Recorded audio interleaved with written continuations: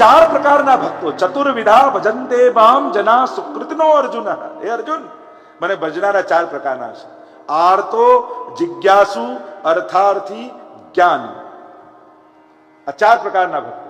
આર્ત ભક્ત જ્યારે જીવનમાં દુઃખ આવે અને ભગવાનનો પુકાર કરે, જેમ દ્રૌપદી, જેમ ગજેન્દ્ર, જીવનમાં જ્યારે દુઃખ આવ્યું ત્યારે પ્રભુને બોલાવે. એક વસ્તુ યાદ રાખો, સકામ ભક્તિ પણ ભક્તિ છે હો, શ્રેષ્ઠ ભક્તિ ન કહેવાય. પણ જીવનમાં કોઈ સંકટ આવ્યું અને ગમે ત્યાં ફાફા મારવા કરતા ભગવાન પાસે માંગી લેવું સારું. કારણ કે જીવ ક્યાં ભટકે. એટલે ભગવાન એને ભક્ત કહે છે. ચતુર્વિધા ભજન્તે માં. આ બધા મારા ભક્તો જ છે. કોઈ માંગવા એટલે ભગવાન એનો તિરસ્કાર નથી કરતા હો, એને તરછોડતા નથી. શ્રેષ્ઠ ભક્ત નથી પણ ભક્ત છે. બધા ઉત્તમ તો ન હોઈ શકે. સુખાવસાને સુખનાંતમાં ઇદમેવ સારમ, દુખાવસાને ઇદમેવ જ્ઞેયમ. દુઃખના અંતમાં પણ એને જ જાણવા યોગ્ય છે. ઉત્તરાને જ્યારે અશ્વત્થામાએ છોડેલું બ્રહ્માસ્ત્ર એના ગર્ભને બાળવા લાગ્યું ત્યારે પાહી પાહી મહાયોગિન દેવ દેવ જગતપતે નાન્યમ ત્વદ ભયમ પશ્યે યત્ર મૃત્યુ પરસ્પરમ. પ્રભુ રક્ષા કરો. કારણ કે ભક્તો કોની પાસે જાય? જે અનન્ય છે કોની પાસે જાય? સકામ ભક્તિ પણ ભક્તિ છે પણ ઉત્તમ નથી. ઉત્તમ ભક્તિ તો નિષ્કામતા. તો આર્તો, જિજ્ઞાસુ, પ્રભુને જાણવાની ઈચ્છા વાળા. જ્ઞાતુમ ઈચ્છા જિજ્ઞાસા. ભગવાન કેવા હશે, કઈ રીતે આ સર્જન કરતા હશે, શું આ બધું ભગવાન ચલાવતા હશે? અનેક અનેક લોકોના મનમાં ભગવાન પ્રશ્નાર્થ હોય છે, ઘણાના મનમાં ભગવાન આશ્ચર્ય ચિહ્ન જેવા હોય છે, પણ ભક્તોના મનમાં તો ભગવાન પૂર્ણ વિરામ જેવા હોય છે. આ બધા જ પ્રશ્નોનું સમાધાન એનું નામ ભગવાન. ભગવાન પ્રશ્નાર્થ નથી, ભગવાન પૂર્ણ વિરામ છે. જે સમજાય એનું નામ પણ ભગવાન, ને જે ન સમજાય એનું વિરામ પણ ભગવાન. આ બધા જ શંકાઓનું સમાધાનનું નામ ભગવાન છે. કેમ આમ થયું, શા માટે આવું થયું, કઈ રીતે આમ થયું, જ્યારે સમજમાં ના આવે ને તો કે ભગવાનની ઈચ્છા. એનો પૂર્ણ વિરામ ભગવાનના નામે લગાવવામાં આવે છે. દરેક વસ્તુ દરેકને એના સમયે સમજાઈ જાય એ પણ જરૂરી નથી. ભક્તિ કરતા કરતા કરતા સમજમાં આવતું હોય છે. કોઈ એમ કે ના ભલે મને બધું સમજાય પછી જ હું માનું. કોઈ એમ કે ના મને તો તરતા આવડે ને પછી જ પાણી ન અડું. તો ક્યારે તરતા શીખાય?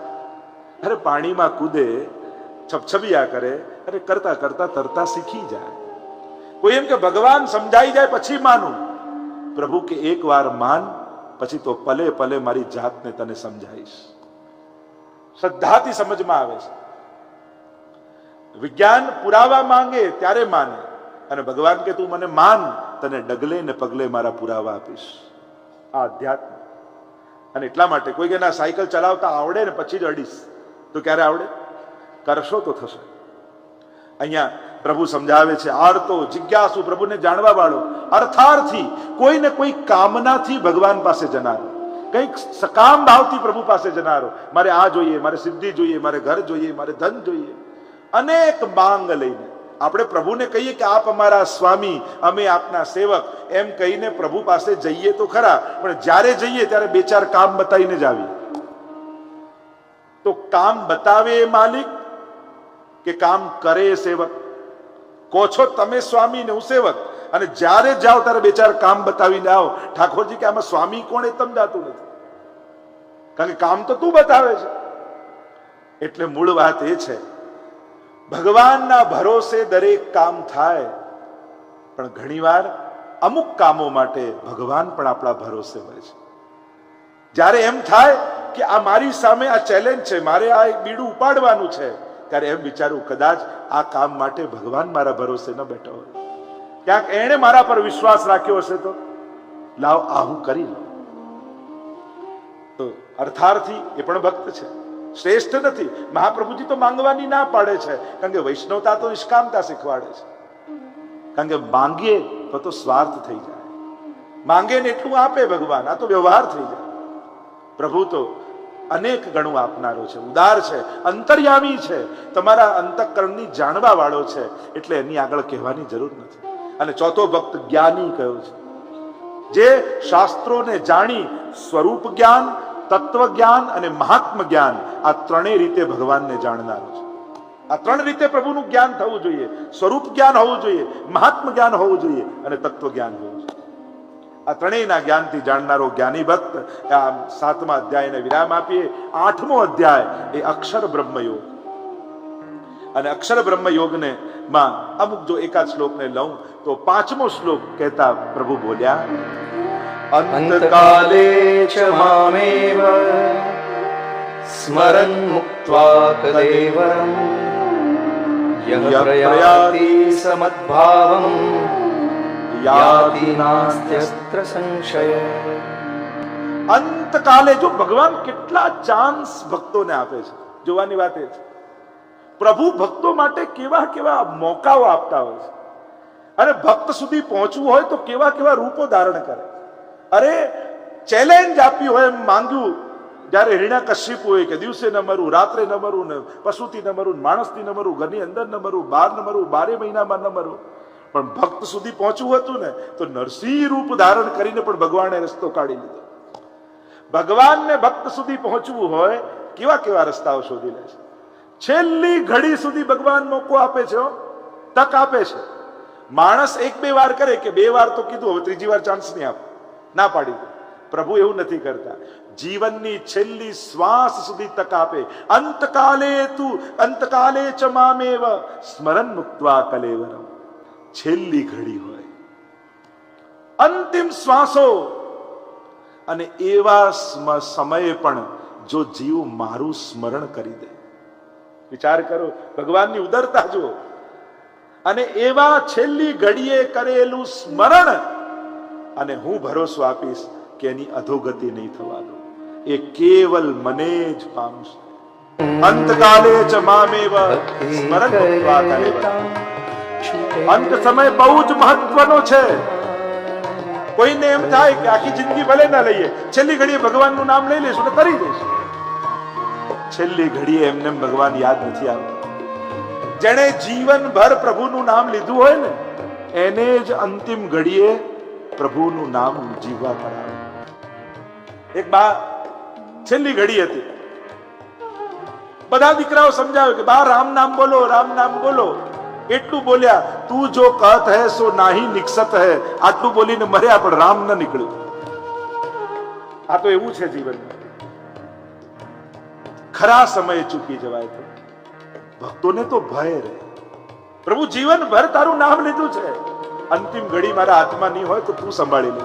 તું આંખની સામે આવીને ઉભો રહી જજે, તું જીવા પર આવીને બેસી જજે. હું બીજા કોઈને બોલાવવા જાઉં ને મારા મુખમાંથી કૃષ્ણ નામ નીકળી, એવી કૃપા તું કરે. આવો ભાવ ભક્તને હોય. પણ જોવાનું એ છે, પ્રભુ કહે અંતિમ સમય સુધી અવસર આપું છું, મોકા આપું છું. જો મારું સ્મરણ રહેશે તો નિશ્ચિત તું મને જ પામીશ, તાની અન્યથા ગતિ નહીં. અદભુત રીતે પ્રભુ અહીંયા સમજાવે છે. અને 9મા શ્લોકમાં 9મા અધ્યાય 8મા અધ્યાયને વિરામ આપીએ. 9મો અધ્યાય રાજ વિદ્યા રાજ્ય ગુહ્ય. અને 9મા અધ્યાયમાં પ્રભુ સુંદર રીતે સમજાવતા 22મા શ્લોકને જો આપણે જોઈએ તો અદ્ભુત સિદ્ધાંત પરમાત્મા સમજાવતા કહે છે, પ્રભુ કેટલી જવાબદારી ભક્તોની લે છે. અનન્યા ચિંતયંતો મામ યે જનઃ પર્યુપાસતે તેષામ નિત્યાભિયુક્તાનાં યોગક્ષેમં વહામ્યહમ. જે મારો અનન્ય થઈ મને ભજે છે, અનન્યા ચિંતયંતો મામ યે જનઃ પર્યુપાસતે, મારી ઉપાસના કરે છે, જે એનો યોગ અને ક્ષેમ હું કરી આપું છું. જે મારી જવાબદારી લઈ લે એની બધી જ જવાબદારી હું લઈ લેતો હોઉં છું. અહીંયા પ્રાચીન એક વિદ્વાનના જીવનની એવી કથા આવે છે કે એમણે જ્યારે ગીતાજી પર ભાષ્ય લખવાનું શરૂ કર્યું ત્યારે આ શ્લોક જ્યારે આવ્યો ત્યારે એમને શંકા થઈ કે યોગક્ષેમં વહામ્યહમ, હું વહન કરું છું, ઉચકીને લઈ જાઉં છું, ક્યાંક ભૂલ લાગે છે. હું એનું યોગક્ષેમ આપું છું, દદામ્યહમ, એવું હોવું જોઈએ. એટલે એમણે ચેકો માર્યો અડધી લાઈન પર અને લખી નાખ્યું દદામ્યહમ. બહુ પ્રકાંડ વિદ્વાન હતા અને અયાચક તેવું વ્રત હતું, નિષ્કંચન હતા. પત્નીએ કહ્યું કે ઘરમાં 3 દિવસથી કોઈ અનાજ નથી, અને ગીતાજી પર ટીકા લખતા અને આખો દિવસ એમાં જ વ્યસ્ત. 3 દિવસથી ભૂખ્યા તરસ્યા છીએ. તમે તો સંયમી છો, પણ ઘરમાં બાળકો તો ભૂખ્યા છે. કંઈક તો યજમાન પાસે જઈ આવો, કંઈક તો લઈ આવો. અયાચક વ્રત છે એટલે પત્નીએ બહુ કહ્યું એટલે નીકળ્યા તો ખરા. અને આ શ્લોક પર ટીકા લખતા હતા કે ચેકો મારીને લખ્યું હતું વહામ્યમની જગ્યાએ દદામ્ય. અને નગરમાં નીકળ્યા કંઈક લેવા માટે, પણ માંગવાની તો આદત નથી. અયાચક છે, પરિભ્રમણ કરે કોઈ કંઈ આપતું નથી. બપોર સુધીનો સમય થયો અને આમના ઘરનો દરવાજો ખટખટે. દ્વાર ખોલ્યું તો એક સુંદર 7 વર્ષનું નાનકડું બાળક અને ખભા ઉપર અનાજનો મોટો થેલો ઉચકેલો છે. પત્નીએ દ્વાર ખોલીને જોયું તો કેવું સુંદર બાળક છે, કેવું નિર્દોષતા એના મુખ પર દેખાય છે. સુંદર વાંકડિયા કેસ છે, શ્યામ વર્ણ છે, કમળની પાંખુડી જેવા નેત્ર છે. જોતા જ મન મોહિત થઈ ગયું. પણ એના મુખારવિંદ પર જોયું તો કોઈએ એનો હોઠ કાપી નાખ્યો છે. પૂછું કે તને આ કોણે માર્યું? લોહી નીકળે છે. કહ્યું કે તમારા પતિએ માર્યું છે. અરે મારા પતિ તને મારે? હા, અને આ અનાજ તમારા માટે લઈને આવ્યો છું, મોકલાયું છે કોઈએ. બતાવો ક્યાં મૂકવાનું છે, મારી પાસે વાત કરવાનો સમય નથી. કહ્યું કે અહીંયા મૂકી દે. અને અનાજનો થેલો મૂક્યો અને બાળક નીકળી ગયો. એટલામાં પતિ નિરાશ હતાશ થઈને આવ્યા. કોઈએ કંઈ આપ્યું નહીં. ઘરે જઈને જવાબ શું આપીશ? અને જ્યાં પ્રવેશ કર્યા ઘરમાં, પત્ની બૂમ પાડી કે તમે પણ ખરાબ છો. શું થયું? કેવા લાગ્યા કે આજે તો કોઈએ અનાજ આપ્યું નથી. અરે શું મજાક કરો છો? પેલું નાનકડું બાળક આવ્યું હતું ને અનાજનો આટલો મોટો થેલો મૂકીને ગયું છે. તમે જ તો મોકલ્યો હતો. અરે મેં ક્યાં કોઈને મોકલ્યું છે? હું તો કેવલ પ્રભુ પર ભરોસો રાખીને જીવું છું. અનન્ય ભાવે પ્રભુની ભક્તિ કરું છું. ક્યાંય ન માંગવાનું વ્રત છે અને માંગી ન શક્યો તો કોઈ આપ્યું નહીં. અરે શું મજાક કરો છો? પણ તમે હદ કરો છો. આટલા નાનકડા માસૂમ બાળકને આવું મોઢા પર મરાય? હોઠ કપાયેલો હતો ને લોહી નીકળતું હતું. અને ત્યારે એમની બુદ્ધિ સજાગ થઈ. જોયો અનાજનો કોથળો પડ્યો છે અને ભાગતા ભાગતા ગયા અને જોયું તો શ્લોક જે ગીતાજી પર ટીકા લખતા હતા, અનન્યા ચિંતયંતો મામ યે જના પર્યુપાસતે તેષામ નિત્યાભિયુક્તાનામ યોગક્ષેમમ વહામ્યહમ. અને કહ્યું કે પ્રભુ આપતા નથી, પોતે વહન કરીને મૂકી જાય છે. આ બીજું કોઈ નતું, કૃષ્ણ પોતે હતા. અને મારા ગીતાજીના અજ્ઞાનને દૂર કરી મને જ્ઞાનનો ઉપદેશ આપવા આવ્યા છે. કારણ કે ગીતાજી એ કઈ સાધારણ નથી, એ ભગવાનની વાણી છે. અને જ્યારે મેં શ્લોક પર કાપો મૂક્યો ત્યારે શ્લોક પર નહોતો મૂક્યો, ભગવાનના હોઠ પર કાપો મૂક્યો. ભગવાન તો વહન કરીને જાય છે. પેલી ફૂટસ્ટેપની પણ વાર્તા નથી આવતી ઇંગ્લિશમાં કે જ્યારે રેગિસ્તાન હતું ત્યારે તો પાછળ પગલા દેખાયા, જ્યારે હરિયાળી હતી ત્યારે તો પાછળ પગલા દેખાતા હતા. એમ તો કે મારી પાછળ કોઈ છે, ભગવાન મારી જોડે છે. અને રેગિસ્તાન આવ્યું ત્યારે 2 પગલા, પછી તો બીજા કોઈ પગલા દેખાયા નહીં. થયું પ્રભુ જ્યારે દુઃખ આવ્યું ત્યારે તે પણ મારો સાથ છોડી દીધો. મારા તો પગલા પડ્યા, તારા ક્યાં? ભગવાને કહ્યું આ પગલા મારા છે, મેં તો તને મારા ખભે ઉચકી લીધેલો છે. યોગક્ષેમમ વહામ્યહમ. અને આપણા બધાના જીવનનો અનુભવ જ્યારે આવા સંકટ અને વિપત્તિ આવે ત્યારે ભગવાન કહેશે નહીં, દેખાશે નહીં, પણ ઘણીવાર એને જ આપણને ખભા પર ઉચક્યા હોય છે. અને ક્યારે એ સંકટનો સમય સરી જાય આપણને ખબર પડતી નથી. પણ શરત એક જ છે, અનન્યાશ્ચિંતયંતો મામ. જે 10 જગ્યાએ માંગવા જાય તો ભગવાન કે તારી પાસે તો ઘણા છે, પણ જે પ્રભુને અનુભવ કરાવે કે તમારા સિવાય મારું કોઈ નથી, मारी तो समग्र चेतना केवल कृष्ण है। मेरा तो एक ही घर है पर वो है गिरधर का, प्रभु का घर। मैं और कहां जाऊं, क्योंकि उनकी होकर ही रहना चाहती हूं। वो जब जगाए तब जागूं, वो पौड़ाए तब सो जाऊं, वो खिलाए तो खाऊं और वो उपवास कराए तो व्रत रखूं।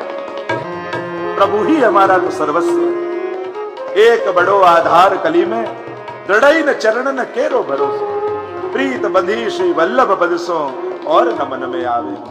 अपनी तो अनन्य भक्ति है અને જે અનન્ય થાય છે પ્રભુ કહે યોગ અને ક્ષેમ હું એનું કર્યા। આગળ પ્રભુ 27મા શ્લોકમાં સુંદર વાત કરતા બોલ્યા, યત કરોસી યદસ્નાસી યત જુહોસી દદાસી યત તપસ્યસી કૌંતેય તત કુરુસ્વ મદર્પણ।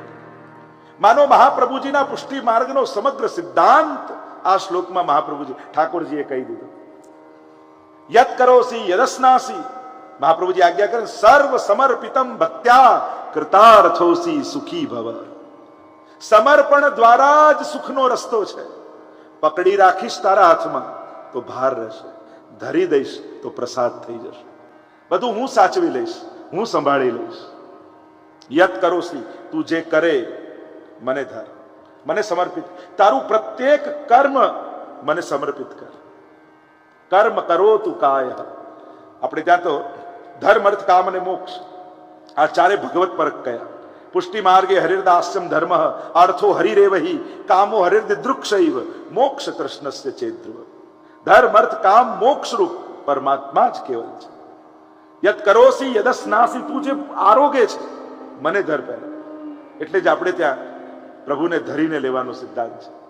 આ ગીતાજીનો સિદ્ધાંત છે.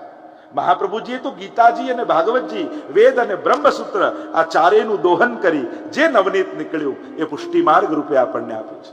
આ બધા જ ગ્રંથોનો સાર શ્રી મહાપ્રભુજી આપણને આપે છે પ્રસાદ રૂપે. યદસ્નાસી યદ જુહોસી, તું જે હોમે છે, દદાસી યદ, તું જે દાન કરે છે, જે કાંઈ તારી વૃત્તિ છે એ બધું જ મને સમર્પિત કર. આમ પ્રભુ સુંદર રીતે અનેક પ્રકારથી સમજાવે. 9મા અધ્યાયને વિરામ આપીએ. 10મો અધ્યાય વિભૂતિ યોગ. જો પ્રભુના અવતાર છે, પ્રભુના વ્યૂ છે, સ્વયં પ્રભુ છે અને પ્રભુની વિભૂતિ છે. આ જુદી જુદી રૂપે આપણે જોઈ શકીએ અને બહુ ગહન ચર્ચા આપણે કરી શકીએ. અવતાર કોને કહેવાય, વ્યૂહ કોને કહેવાય, વિભૂતિ કોને કહેવાય, આ બધામાં ભેદ છે. જ્યાં જ્યાં પ્રભુના ષટગુણમાંથી કોઈનો એકનો પણ પ્રભાવ દેખાય એ વિભૂતિ રૂપે અહીંયા પ્રભુ સમજાવે છે. જ્યાં વિશેષતા છે એ વિભૂતિ છે. અને અનેક પ્રકારની ચર્ચા વિભૂતિ યોગમાં છે. આ તમારા માટે હોમવર્ક છે. એટલે ઘરે જઈને કમ્પલસરી બધાએ અધ્યાય વાંચવાનો. તેમાં હું શું છું એ જોશો. જ્યાં વિશેષતા જોશો ત્યાં પ્રભુના દર્શન થશે. ક્યાંક બુદ્ધિ રૂપે, ક્યાંક બલ રૂપે, ક્યાંક સામર્થ્ય રૂપે, ક્યાંક સૌંદર્ય રૂપે. જ્યાં જ્યાં વિશેષતા છે ત્યાં ત્યાં પરમાત્મા છે. 11મો અધ્યાય એ વિશ્વરૂપ દર્શન યોગ. અર્જુનને જ્યારે મોહ થાય છે કે આ બધું તો બરાબર, પણ મૂળ મુદ્દાની વાત તો એ છે મારવું નહીં મારવું, લડવું નહીં લડવું. પ્રભુ કે હજી ભેદ બુદ્ધિ છે. દિવ્યમ દદામિ તે ચક્ષુ, દિવ્ય ચક્ષુના દાન કર્યા અને પરમાત્માએ વિરાટ સ્વરૂપનું દર્શન કર્યા. વિશ્વરૂપ દર્શન. અને આખું જે વર્ણન કર્યું છે અર્જુને, અદ્ભુત રીતે દર્શન થયા છે. શું દેખાઈ રહ્યું છે? હજારો મુખ, હજારો ભુજાઓ, સમગ્ર 33 કોટી દેવી દેવતાઓ પરમાત્માની અંદર વિદ્યમાન છે. આ બધા જે યુદ્ધ લડવા તત્પર થયા છે ક્યાં એક બાજુથી પ્રભુની મુખમાં જઈ રહ્યા છે અને કાલ રૂપે પરમાત્મા એનું ગ્રહણ કરી રહ્યા છે. ક્યાંક વિસર્જન, ક્યાંક સર્જન. એ વિરાટતાનું દર્શન બધું જ પરમાત્માની ભીતર છે. અને જ્યારે આવી અભેદ બુદ્ધિ થઈ જાય ત્યારે કોણ મારનારું ને કોણ મરનારું. આ તો પરમાત્માની એક આખી પ્રકૃતિને સર્જન વિસર્જનની ઘટનાઓ છે. અને એટલા માટે સર્જન કરનારો પણ એ છે, પાલન કરનારો પણ એ છે અને લય કરનારો પણ એ છે. પ્રભુ નાશ નથી કરતા, પોતાનામાં લય કરે છે. પુષ્ટિ માર્ગનો સિદ્ધાંત તો એ છે. પણ ત્રણેય ઘટનાઓમાં પ્રભુ તો આનંદમાં જ છે. એને સર્જનમાં મોહ નથી કે આનંદિત થઈ જાય, એને પાલનમાં અહંકાર નથી, એને લયમાં દુઃખ નથી. જેમ નાનકડું બાળક દરિયા કિનારે માટીથી ઘર બનાવતું હોય, ખોદીને પગ નાખે, બનાવે ત્યારે પણ રાજી, બની જાય ત્યારે શંખ વીણીને એની અંદર રમતો હોય ત્યારે પણ આનંદમાં. અને પછી મમ્મી બૂમ પાડે ચલ બેટા ઘરે જવાનું છે, ત્યારે કૂદકો મારી ઘર તોડતો હોય ત્યારે પણ આનંદમાં જ હોય. નથી બનાવવાનો અહંકાર મોહ, નથી રમવામાં મોહ ઘર સાથે, નથી તોડવામાં કોઈ દુઃખ. આ તો સર્જન અને ઈશા વાશ્ચમ વિદમ સર્વમ યત કિંચિત જગત્યામ જગત તેન તક્તેન ભુંજિત્થા મા ગૃધક્તસ્ય સિદ્ધનમ. ઈશો ઉપનિષદનું પ્રથમ મંત્ર. અને આ તો સર્વ ઉપનિષદોનો સાર છે. અને એટલા માટે અહીંયા વિશ્વરૂપ દર્શન યોગ એ પણ તમારા માટે હોમવર્ક છે. અને ઘરે જઈને આ ગીતાજી લઈ બધાએ કમ્પલસરી આજે રાતના સૂતા પહેલા જ વાંચી લેવાનું છે. બોલો કૃષ્ણ કનૈયા લાલ કી જય. હવે બધાનો પ્રિય એવો ભક્તિ યોગ 12મો અધ્યાય. લોકો રાહ જોતા 12મો ક્યારે આવશે, 15મો ક્યારે આવશે. આપણને આવડતું હોય ને એ આવે ને તો આપણને ગમે. અને અહીંયા અર્જુન પ્રશ્ન કરે છે, આ સાકાર સ્વરૂપને ભજવું કે નિરાકારને, કરવું શું, શ્રેષ્ઠ શું છે? અને પ્રભુ અનેક પ્રકારથી સમજાવતા કહે કે તારા માટે તો સાકાર જ સુલભ છે. ઇન્દ્રિયવાળા જીવ માટે દેખાય એને ભજવું સહેલું છે. ઘણી વાર લોકો કરે આંખ બંધ કરીને અંદર ઉતરો, અંદર ઉતરો. અંદર ક્યાં જવું? ક્યાં? જો અંદર જ જોવું હોત તો બહાર દેખાય એવી આંખો ભગવાન કેમ આપત? અંદર જ સાંભળવું હોત તો બહાર સંભળાય એવા કાન કેમ આપત? હરિરાયજી તો અમારા કહે કે હાડ માંસ કી પૂતરી ને ભીતર ભરી ભંગાર. આ અંદર કઈ બહુ જોવા જેવું છે નહીં હો. અંદર તો ભંગાર જ છે. આ તો પેકિંગ સારું કરીને ભગવાને આપ્યા છે તો રૂડા સારા દેખાઈએ છે. બાકી અંદર તો બધું આ જ છે. એટલે બહુ ભીતર જાઓ, ભીતર જાઓ, ભીતર જવું કેમ? આપણે તો આ આંખે લાલનને જોવું છે. મારે તો આ કાનથી પ્રભુના વેણુના સાંભળવા છે. ભક્તોનો આગ્રહ તો આ ઇન્દ્રિયોથી ભગવાનને અનુભવવાનો હોય છે. અને એ જ તો પુષ્ટિ ભક્તિ છે. આંખો બંધ કરીને કેટલું બેસશો? જીવવા માટે તો આંખો ખોલીને જ જીવવું પડશે. અને જેનો ખુલ્લી આંખે ન દેખાય એને બંધ આંખે એ મેડિટેશન છે, ઇમેજિનેશન છે, શું છે તો પછી એ જ જાણી શકે. હા, પ્રક્રિયા બધી જ છે શાસ્ત્રોમાં. ધ્યાનની પણ ભગવાને આપી છે, ના નથી. પણ આપણે ભક્તિના માર્ગે ચાલનારા લોકો તો આગ્રહ એવો રાખીએ કે આ આંખે મારે પ્રભુને જોવા છે, આ કાનથી એને સાંભળવા છે, આ હાથથી મારે એનો હાથ પકડવો છે. આપણો આગ્રહ તો એવો હોય. અને આવો આગ્રહ હોય એટલે પ્રેમીની ભક્તિ છે ને. આ તો ગોપીઓની ભક્તિ છે. આપણી ભક્તિ જ્ઞાનીઓની ભક્તિ નથી, ગોપીઓની ભક્તિ છે. કૃષ્ણને ભજવા માટે ગોપીનું મન અને ગોપીની બુદ્ધિ લાવો. જ્યારે જ્યારે એને જુઓ ને તો આંખો ગોપીઓની લઈને જજો. પછી જુઓ કૃષ્ણમાં કેવી પ્રીતિ જાગે છે. આપણું મન મૂકીને ગોપીઓનું મન ધારણ કરો. કારણ કે આપણા ગુરુ ભક્તિ માર્ગના ગોપીઓ છે, મહાપ્રભુજી કહે છે. પછી જો કેવો પ્રેમ જાગે અને કેવી મસ્તી આવે છે. અહીંયા ભક્તિ યોગમાં ભક્તોના લક્ષણ, મને કેવો ભક્ત ગમે એનું એક લાંબુ લિસ્ટ પ્રભુએ આપ્યું છે. બધા શ્લોકો તો લેવા સંભવ નથી. 19મો શ્લોક લઈ અને ભક્તના લક્ષણને ચકાસીએ. તુલ્ય નિંદા સ્તુતિર મૌની. જે નિંદા અને સ્તુતિ બંનેમાં મૌન છે.